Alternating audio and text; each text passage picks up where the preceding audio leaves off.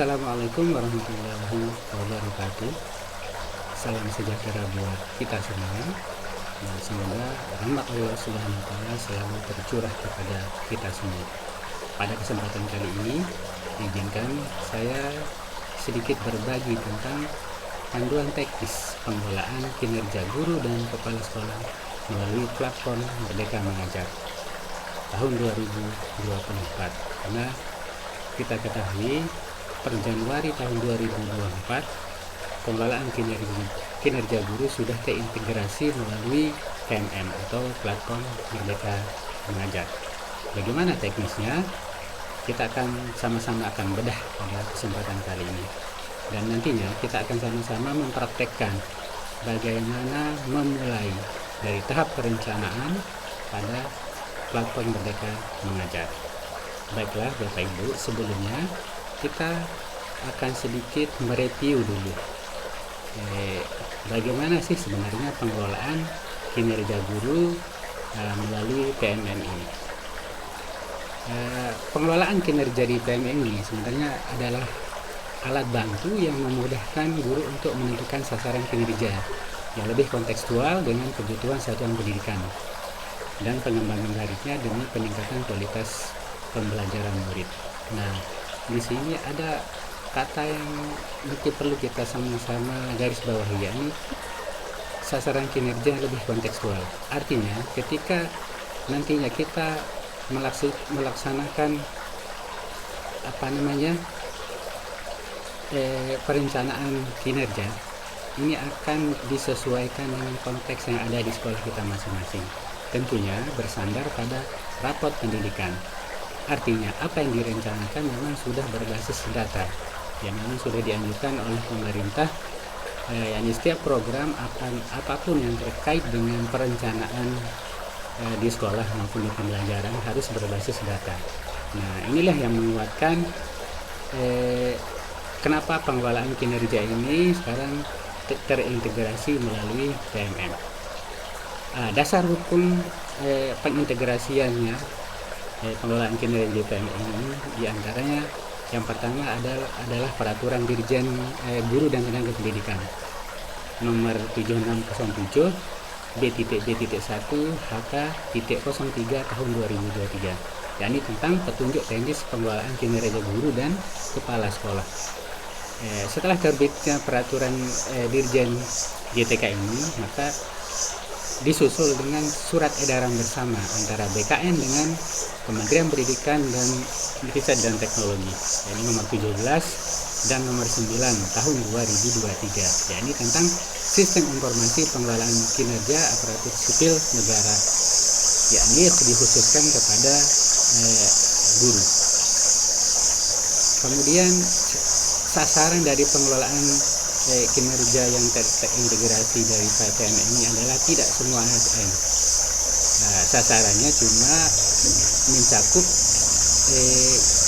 guru ASN, kemudian guru non ASN, kemudian kepala sekolah sebagai atasan dan kepala sekolah sebagai pegawai yang akan dinilai oleh atasannya. Nah, yang pertama sasarannya adalah guru ASN. Jadi mulai Januari tahun 2024 ini, guru ASN akan mengisi perencanaan kinerja melalui PMM yang terintegrasi dengan e-kinerja BKM. Jadi pada bulan Januari ini, setiap guru ASN akan mulai mengisi perencanaan sampai batas akhir tanggal 31 Januari tahun 2024. Nah, kemudian di sini bedanya pada pengelolaan kinerja melalui PMM ini, di sini juga akan ditampung pengelolaan kinerja untuk non ASN, tapi tidak bersifat wajib. Ini cuma dianjurkan. Nah, kenapa dianjurkan? Karena dengan adanya pengelolaan kinerja di PMM untuk non ASN ini akan menjadi akan menjadi bahan, akan menjadi acuan bagi guru non ASN dalam rangka meningkatkan kinerjanya. Jadi kepala sekolah akan bisa mengontrol kinerja daripada guru non ASN-nya. Jadi secara langsung maupun tidak langsung, guru non ASN akan meningkatkan kinerjanya melalui proses pengembangan diri. Nah, kemudian sasaran berikutnya adalah kepala sekolah. Nah, di sini kepala sekolah yang pertama sasarannya kepala sekolah sebagai atasan. Nah, pada posisi kepala sekolah sebagai atasan nanti, kepala sekolah akan berperan sebagai asesor dan coach bagi guru yang akan dinilai. Kemudian nanti pada ujungnya, pada tahap evaluasi nanti, kepala sekolah akan menyetujui dokumen SKP dan akan melakukan observasi atas pelaksanaan yang sudah direncanakan oleh guru dalam kinerja yang sudah dilaksanakan. Nah, kemudian sasarannya adalah kepala sekolah dalam peran kepala sekolah sebagai pegawai. Artinya kepala sekolah itu secara individu juga akan mengisi SKP dengan tahapan yang sama dengan guru yang akan dinilai oleh atasan kepala sekolah tersebut. Nah, khusus untuk kepala sekolah sebagai pegawai, dia akan mengisi perencanaan mulai dari tanggal 15 Januari tahun 2024. Nah, sebagai catatannya Bapak Ibu, untuk kepala sekolah yang memiliki bawahannya bukan ASN guru, artinya ada tenaga kependidikan di bawah satuan pendidikannya, maka kepala sekolah tersebut wajib mengisi kinerja di EKIN SIA ASN, artinya tidak melalui PMN juga, tapi di sana kepala sekolah cuma akan mengisi RHK-nya. Kenapa seperti itu Bapak Ibu? Karena kepala sekolah harus mengisi RHK yang akan diintervensi oleh tenaga kependidikan tenaga kependidikan ASN yang non guru. Nah, seperti itu. Kemudian seperti apa sih tahapannya? Tahapan daripada EKIN yang terintegrasi dengan PMN ini. Nah, di sini ada 3 tahapan yang akan dilalui. Yang pertama adalah tahap perencanaan. Jadi tahap perencanaan ini dilaksanakan oleh guru pada 2 bulan dalam 1 tahun itu, yakni pada bulan Januari dan bulan Juli.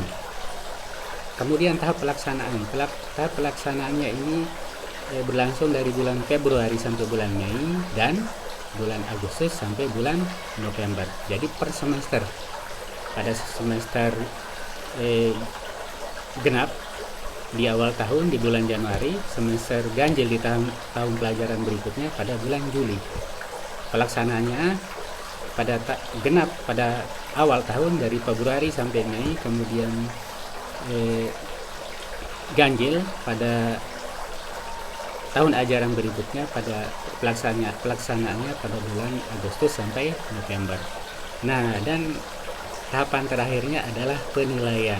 Nah, penilaian ini berada di bulan Juni pada semester genap tahun ajaran sebelumnya dan bulan Desember pada semester ganjil pada tahun ajaran berikutnya.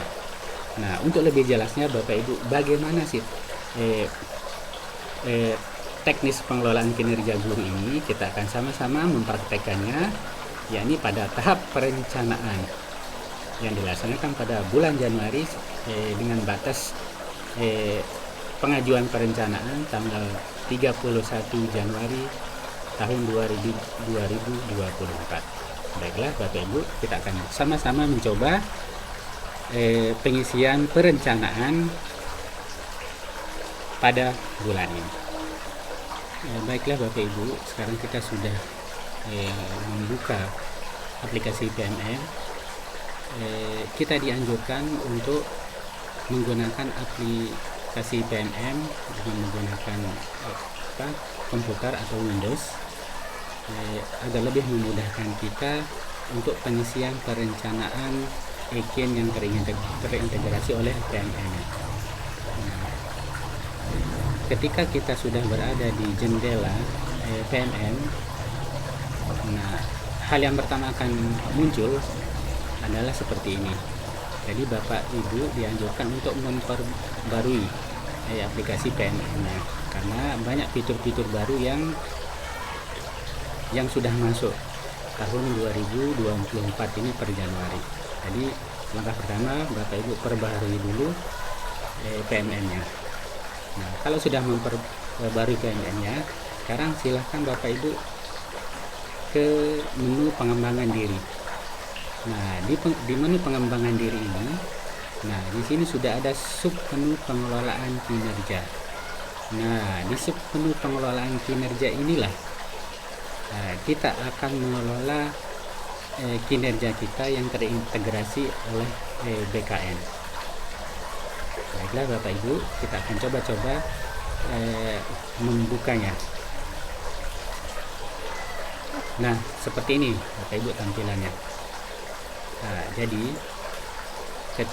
ketika kita membuka pengelolaan kinerja, akan dihadapkan oleh jendela seperti ini. Nah, di sini sudah terdapat langkah-langkah dalam pelaksanaan pengelolaan kinerjanya dari Januari sampai dengan Juni 1 semester. Nah, di Januari ini kita perencanaannya, kemudian Februari, Maret, April, Mei ini tahapan observasi pelaksanaannya, dan bulan Juni inilah penilaian yang dilakukan oleh atasan kita. Nah, baiklah Bapak Ibu, langkah pertama yang kita akan lakukan untuk melaksanakan perencanaan adalah kita klik ini, lanjut rencanakan kinerja. Nah, setelah kita klik ini akan muncul jendela seperti ini. Nah, di sini ada 5 tahapan dalam perencanaan kinerja ini, yakni pertama praktek pembelajaran, yang kedua pengembangan kompetensi, tugas tambahan, perilaku kerja, dan rangkuman. Nanti setelah mencapai rangkuman ini baru kita akan mengajukan perencanaan kinerja kita kepada atasan. Nah, seperti kinerja yang sudah kita laksanakan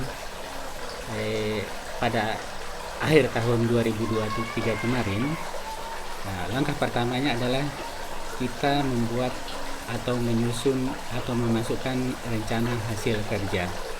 Nah, bedanya di sini adalah rencana hasil kerja yang akan kita masukkan itu sudah ada rekomendasinya. Rekomendasinya itu berasal dari raport pendidikan yang ada di satuan pendidikan kita masing-masing. Jadi ini murni berbasis data. Jadi Bapak Ibu, di sini sudah ada rekomendasi indikator apa-apa saja yang kita masukkan ke RHK. Coba kita lihat Bapak Ibu. Nah, ada penerapan disiplin positif, keteraturan suasana kelas, nah, dan berikutnya. Nah, ini adalah hasil rangkuman dari rapat pendidikan kita. Di sini dimensi-dimensi yang ada di rapat pendidikan kita sudah tertuang di sini. Nah, di sini kita akan memilih mana akan kita fokuskan. Nah, bagi Bapak Ibu yang memiliki rapat pendidikan yang ada pada zona kuning, maka akan memilih zona dengan kategori kuning tersebut. Nah, tapi kebetulan di sini semua hijau. Nah, jadi kita akan milih sesuai kebutuhan kita. Nah, secara pribadi saya pribadi masing-masing guru memiliki kebutuhan yang berbeda-beda, mana akan dikembangkan itu kita kembalikan ke guru masing-masing. Nah, tentunya tetap bersandar pada rapot pendidikan yang sudah ada. Nah, kita akan coba indikator penerapan disiplin positif.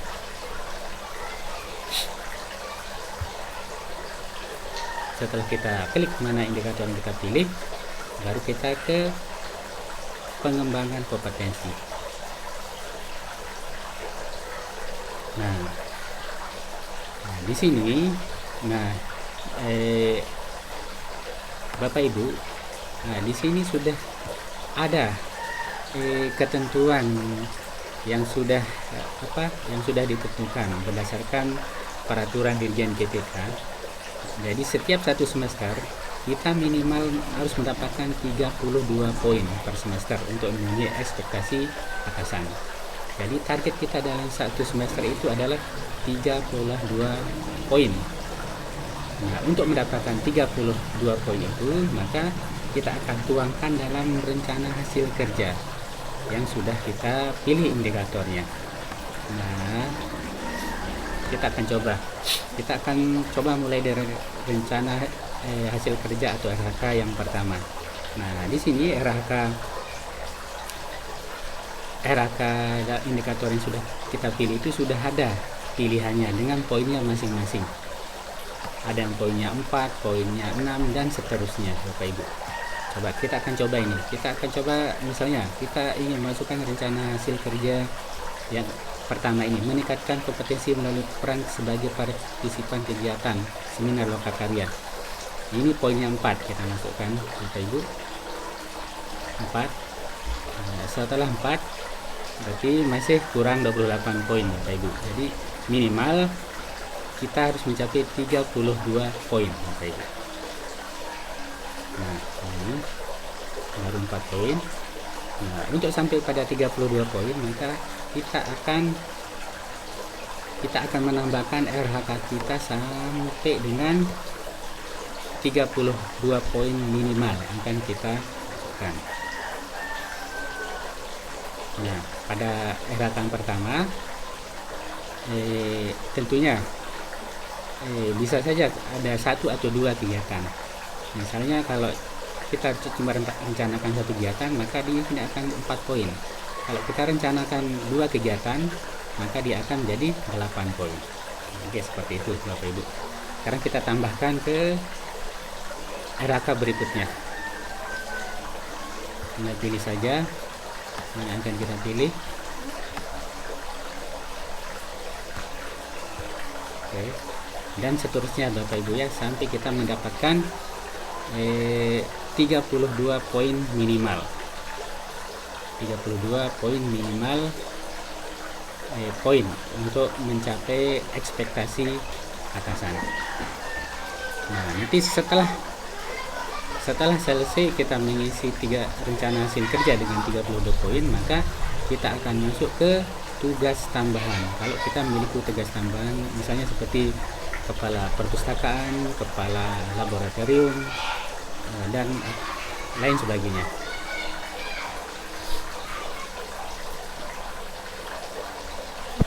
Jika kita sudah memasukkan RHK dengan poin yang sudah ditentukan, kita lihat ini kita sudah merencanakan untuk mengumpulkan 34 poin. Ini artinya adalah lebih 2 poin dari batas minimal, yakni 32 poin. Apabila nanti yang 34 poin yang kita rencanakan ini bisa kita penuhi, tentunya dengan daya dukung yang sudah kita sepakati dan disetujui oleh atasan, maka nanti kita akan mendapatkan nilai di atas ekspektasi pimpinan. Nah, setelah kita isi RHK-nya, kita menuju ke tugas tambahan. Apabila kita memiliki tugas tambahan, misalnya sebagai wakil kepala sekolah, kemudian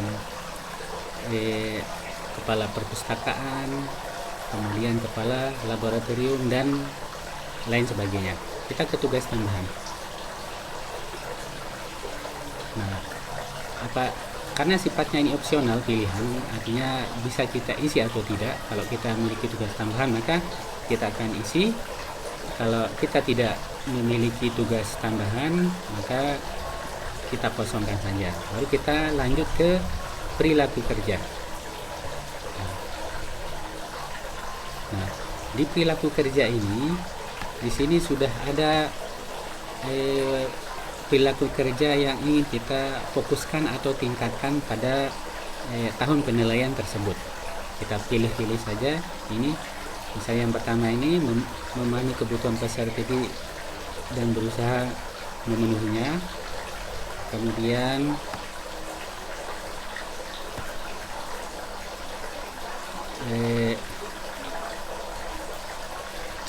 bagaimana cara kita untuk menerapkan perilaku tersebut. Nah, kita ada pilihan terusnya ini, artinya bagaimana cara kita untuk memenuhi target yang kita tadi rencanakan. Di sini sudah ada pilihannya, ini tinggal kita pilih saja. Misalnya yang tadi memenuhi kebutuhan peserta jadi dan berusaha memenuhinya. Nah, berarti yang akan kita laksanakan adalah misalnya ini kita pilih ini mengidentifikasi kebutuhan peserta didik secara proaktif. Ini pada aspek orientasi layanan. Kemudian aspek kedua akuntabel. Kita pilih di sini indikatornya. Misalnya melaksanakan tugas dengan jujur, kita pilih. Cara untuk mewujudkan perilaku tersebut kita bisa pilih sendiri, misalnya memenuhi janji komitmen terkait pekerjaan dan seterusnya Bapak Ibu untuk aspek yang lainnya. Ini ada aspek kompeten sampai 7 aspek yang memang sudah ditentukan. Kita pilih-pilih saja yang ada 7 aspek tersebut. Kita acak saja dulu.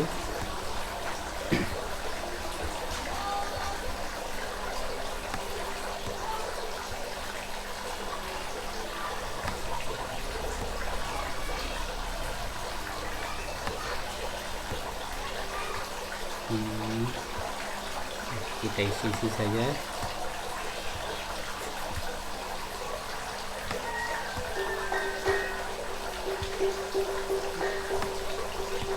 Sampai 7 aspek perilaku. Nah, sudah selesai 7 aspek itu. Nah, ketika kita sudah selesai pada indikator perilaku, kita sudah isi 7 aspek tersebut, maka kita ke menu rangkuman. Artinya apa yang kita isi dari RHK yang pertama sampai dengan aspek perilaku ada di rangkuman. Kita coba lihat rangkuman. Nah, seperti ini rangkumannya Bapak Ibu. Nah, setelah kita melihat rangkuman, kita cek kembali pengisiannya. Nah, apabila kita sudah merasa apa yang kita rencanakan ini sudah pas sesuai yang akan kita targetkan pada 1 semester ke depan, maka kita mengajukan ke pimpinan kita dengan cara mengklik lanjut ajukan. Seperti ini akan muncul jendela pop-up atau notifikasi untuk kita mengajukan. Nah, di sini karena ini latihan, jadi saya tidak akan mengklik tombol ajukan ini, tapi secara umum seperti inilah Bapak Ibu langkah-langkah untuk melaksanakan perencanaan pengelolaan kinerja di PMM yang terintegrasi di EKIN BKN. Nah, ini adalah batasnya sampai tanggal 31 Januari tahun 2024. Khusus untuk kepala sekolah akan dibuka mulai tanggal 15 Januari tahun 2024. Nah, demikian Bapak Ibu sekilas alur dari pengelolaan kinerja guru di tahap perencanaan yang dilaksanakan pada bulan Januari tahun 2024. Nah, nanti di video selanjutnya kita akan sama-sama membedah bagaimana proses observasi, kemudian proses penilaian pada menu PMM yang dilaksanakan oleh kepala sekolah. Demikian Bapak Ibu berbagi praktek kita kali ini, semoga bermanfaat. Sampai ketemu pada pembelajaran berikutnya. Wabillahi taufiq wal hidayah. Assalamualaikum warahmatullahi wabarakatuh.